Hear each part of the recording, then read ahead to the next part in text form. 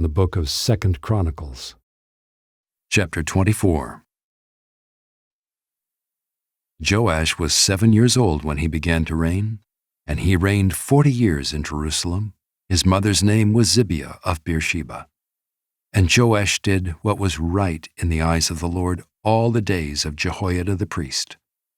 Jehoiada got for him 2 wives, and he had sons and daughters.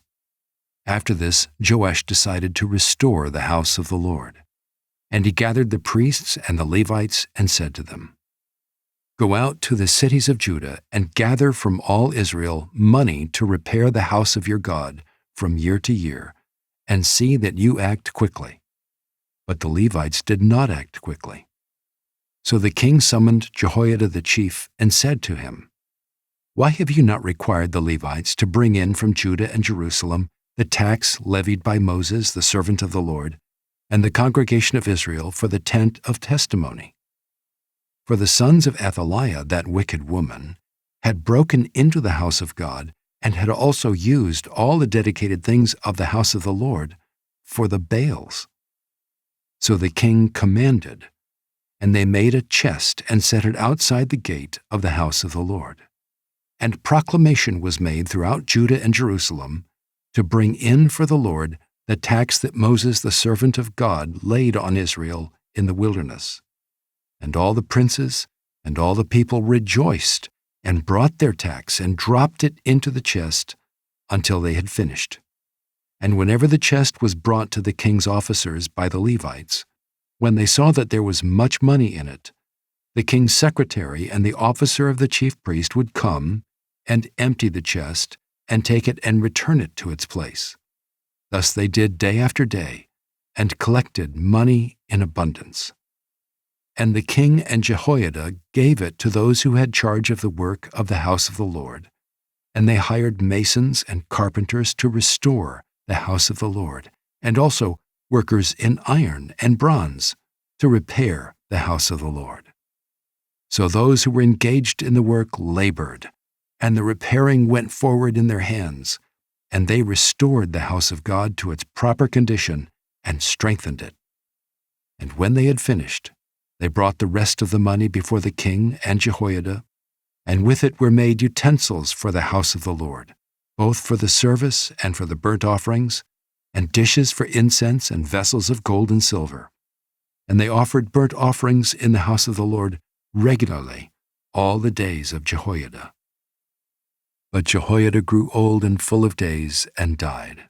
He was 130 years old at his death.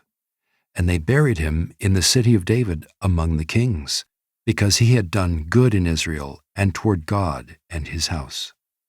Now after the death of Jehoiada, the princes of Judah came and paid homage to the king. Then the king listened to them, and they abandoned the house of the Lord, the God of their fathers, and served the Asherim and the idols. And wrath came upon Judah and Jerusalem for this guilt of theirs. Yet he sent prophets among them to bring them back to the Lord. These testified against them, but they would not pay attention.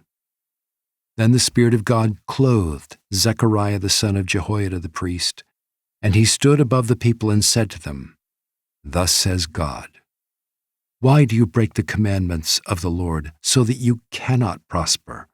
Because you have forsaken the Lord, he has forsaken you." But they conspired against him, and by command of the king, they stoned him with stones in the court of the house of the Lord. Thus Joash the king did not remember the kindness that Jehoiada, Zechariah's father, had shown him, but killed his son. And when he was dying, he said, "May the Lord see and avenge." At the end of the year, the army of the Syrians came up against Joash. They came to Judah and Jerusalem and destroyed all the princes of the people from among the people and sent all their spoil to the king of Damascus.